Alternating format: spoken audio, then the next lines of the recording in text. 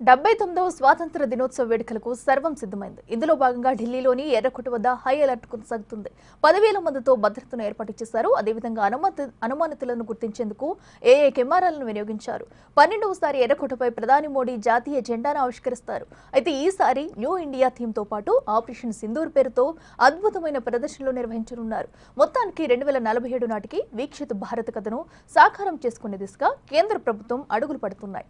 మన భారతదేశ స్వాతంత్ర సంగ్రామ విషయం సాహస గాథకు 79 ఏళ్ల పండుగపై మరింత సమాచారం మా ప్రతినిధి శివ అందిస్తారు. స్వాతంత్ర దినోత్సవ వేడుకలకు ఎర్రకోట ముస్తాబైంది. మొత్తం ఢిల్లీ వ్యాప్తంగా కూడా రెడ్ అలర్ట్ ప్రకటించారు. ప్రస్తుతం మనం ఎర్రకోట వద్ద ఉన్నాం. ఈ జాతీయ జెండా త్రివర్ణ పతాకం, పెద్ద త్రివర్ణ పతాకాన్ని ఎర్రకోట కనిపించకుండా కూడా ఇక్కడ జెండాను కట్టారు. మరోవైపు ఇటు సెక్యూరిటీ పరంగా కూడా భారీగా ఏర్పాట్లు చేసిన పరిస్థితి కనిపిస్తోంది. మొత్తం ఢిల్లీ వ్యాప్తంగా మరీ ముఖ్యంగా ఇటు రెడ్ ఫోర్ట్ వద్ద రేపు స్వాతంత్ర దినోత్సవ వేడుకలు జరగబోతున్న నేపథ్యంలో ప్రధాని నరేంద్ర మోడీ 12వసారి ఎర్రకోట పైన జాతీయ జెండాను ఎగరవేయబోతున్నారు. ఇక స్వాతంత్ర దినోత్సవ వేడుకలకు ఢిల్లీ పోలీసులు, పారామిలిటరీ బలగాలు, ప్రత్యేక కమాండాలు సహా 10,000 మంది భద్రతా సిబ్బంది విధుల్లో పాల్గొనబోతున్నారు.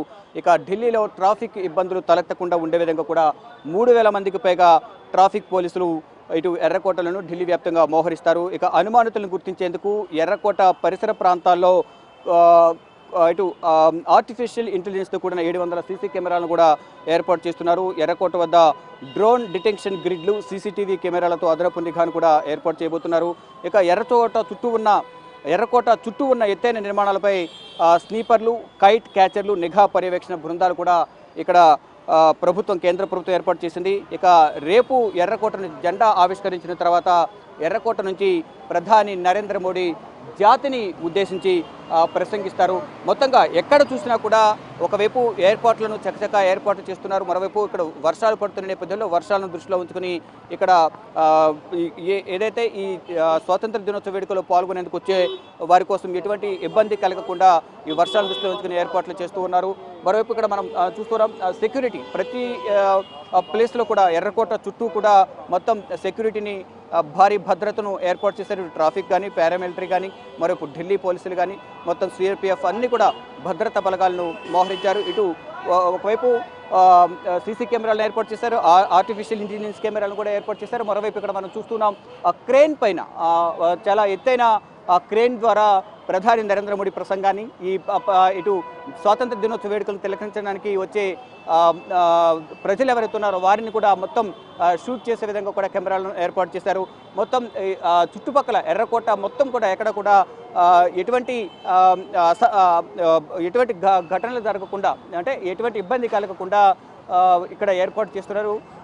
మొత్తం అంటే ఒకవైపు హై అలర్ట్, ఢిల్లీ వ్యాప్తంగా హై అలర్ట్ ప్రకటించారు. ఇటు ఇందిరాగాంధీ ఇంటర్నేషనల్ ఎయిర్పోర్ట్ కానీ, ఢిల్లీలోని మెట్రో స్టేషన్స్ ఏవైతే మెట్రో స్టేషన్స్ కానీ, ఈ పరిసర ప్రాంతాల్లో ఒకవైపు రెడ్ ఫోర్ట్కు ఆపోజిట్లో చాందినీ చౌక్ ఉంటుంది. చాందినీ చౌక్ చాలా రద్దీ మార్కెట్. చాందినీ చౌక్ ఢిల్లీలో రెడ్ ఫోర్ట్ వద్ద చాందినీ చౌక్ అంటే చాలా ఫేమస్. ఇక్కడ రెడ్ ఫోర్ట్కి వచ్చిన వాళ్ళు కంపల్సరీగా ఇటు చాందినీ చౌక్ వెళ్తూ ఉంటారు. ఇక్కడ అన్ని రకాల వస్తువులను ఇక్కడ కొనుగోలు చేస్తుంటారు. చాలా రద్దీగా ఉంటుంది ఇక్కడ చాందినీ చౌక్ అనేది. మొత్తం ఈ రోడ్డు అంతా కూడా కంప్లీట్ రద్దీగా ఉంటుంది. కానీ ఈరోజు కొన్ని ఆంక్షలు విధించిన నేపథ్యంలో మొత్తం కంప్లీట్గా ఎక్కడికక్కడ పటిష్టమైన భద్రతను ఏర్పాటు చేసి ఎక్కడ కూడా ఎటువంటి అవాంఛనీయ ఘటనలు చోటు చేసుకోకూడదు.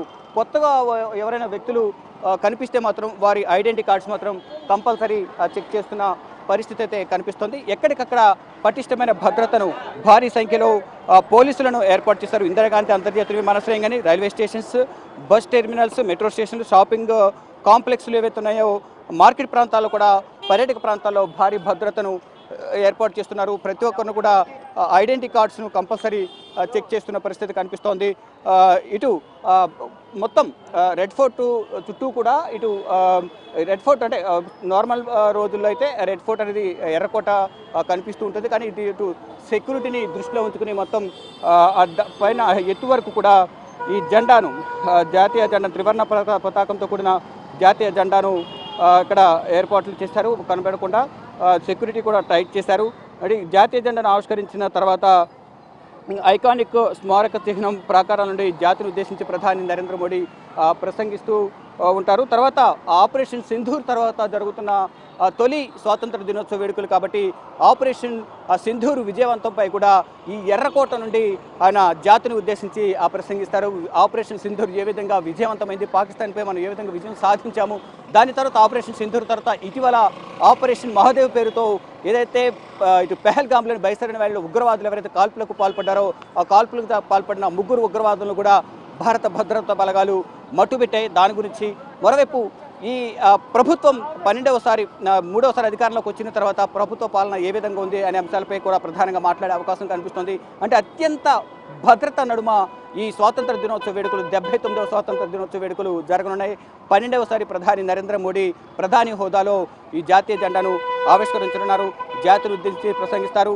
మరోవైపు ఈ ఆపరేషన్ సింధూర్కు సంబంధించిన చిహ్నాలు ఏదైతే పాసులు ఏవైతే ఇస్తున్నారో ఆ పాసుల మీద కూడా ఆపరేషన్ సింధూర్కు సంబంధించిన లోగో ఉంటుంది. ఈసారి నయా భారత్ అనే థీమ్తో ఈ స్వాతంత్ర దినోత్సవ వేడుకలను నిర్వహించబోతున్నారు. మొత్తం ఎర్రకోట చుట్టూ కూడా మొత్తం బార్కెట్లను ఏర్పాటు చేశారు. ప్రతి ఒక్కరిని కూడా క్షుణ్ణంగా తనిఖీలు చేసిన తర్వాత మాత్రమే లోపలికి పంపిస్తున్న పరిస్థితి కనిపిస్తోంది. ఇక ఎర్రకోట వద్దకు వచ్చిన ప్రధాని నరేంద్ర మోడీకి రక్షణ శాఖ మంత్రి రాజ్నాథ్ సింగ్ స్వాగతం పలుకుతారు. అలాగే రక్షణ సహాయ మంత్రి సంజయ్ సేత్, రక్షణ కార్యదర్శి రాజేష్ కుమార్ సింగ్ ఘన స్వాగతం పలుకుతారు. ఇక రక్షణ కార్యదర్శి Delhi area general office commander lieutenant general ప్రధానమంత్రికి రక్షణ శాఖ మంత్రులు వీరందరినీ కూడా పరిచయం చేస్తారు. ఇక ప్రధానంగా ఈ స్వాతంత్ర దినోత్సవ వేడుకలకు భారత వైమానిక దళం మొత్తం సమన్వయం చేయబోతుంది. ఈ గార్డ్ ఆఫ్ ఆనర్కు వింగ్ కమాండర్ ఏఎస్ సెకోను నాయకత్వం వహిస్తారు. మొత్తంగా చూసుకుంటే ఈ దీన్ని తిలకించేందుకు ప్రత్యేకంగా కొంతమందిని ప్రత్యేక అతిథులను కూడా ఇటు కేంద్ర ప్రభుత్వం ఆహ్వానించింది. 5,000 మంది ప్రత్యేక అతిథులను ఆహ్వానించారు. ఇక సాంప్రదాయ దుస్తులను ధరించిన వారిని కూడా వివిధ రాష్ట్రాలకు కేంద్రపాలిత ప్రాంతాలకు సంబంధించిన వారి 1,500 మందిని వారందరినీ కూడా ప్రత్యేకంగా ఆహ్వానించినట్టు తెలుస్తోంది. ఇక మొత్తం దేశంలోని పౌరులందరూ కూడా దేశభక్తిని పెంపొందించే విధంగా కూడా మొదటిసారిగా భారతదేశం అంతటా అనేక బ్యాండ్ ప్రదర్శనలు కూడా కేంద్ర ప్రభుత్వం నిర్వహించేందుకు అన్ని ఏర్పాట్లు చేసింది. ఇక మొత్తంగా దేశవ్యాప్తంగా ఉన్న 140కి పైగా ప్రముఖ ప్రదేశాల్లో ఆర్మీ, నేవీ, అలాగే వైమానిక దళానికి సంబంధించిన కోస్ట్ గార్డ్ కానీ ఇతర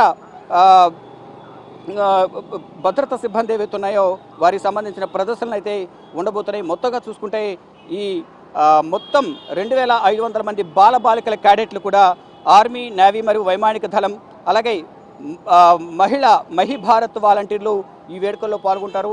మొత్తం అత్యంత ప్రతిష్టాత్మకంగా భారత ప్రభుత్వం ఈ వేడుకలు నిర్వహించబోతోంది. 12వసారి ప్రధాని నరేంద్ర మోడీ ఎర్రకోట పైన త్రివర్ణ పతాకాన్ని ఎగరవేస్తారు. త్రివర్ణ పతాకాన్ని ఎగరవేసిన తర్వాత జాతిని ఉద్దేశించి ప్రసంగిస్తారు. దానిలోనూ ముఖ్యంగా ఈ ఆపరేషన్ సింధూర్ విజయవంతం అవడం పైన తర్వాత ఆపరేషన్ సింధూర్ అయిన తర్వాత ఈ పెహల్గాంలో బైసరైన్లో కాల్పులు జరిపిన ఉగ్రవాదులను ఆపరేషన్ మహాదేవ్ పేరుతో ఏ విధంగా అయితే మట్టుబెట్టారో దానికి సంబంధించి కూడా ప్రధాని నరేంద్ర మోడీ ప్రసంగిస్తారు. ఆపరేషన్ సింధూర్ సమయంలో తీసుకున్న నిర్ణయాలకు సంబంధించి కూడా భారత ప్రజలందరికీ కూడా వివరించే విధంగా కూడా ఇక్కడ ప్రసంగం ఉండబోతున్నట్టు కూడా కేంద్ర ప్రభుత్వ వర్గాలు చెప్తూ ఉన్నాయి. కెమెరామెన్ కన్నయ్య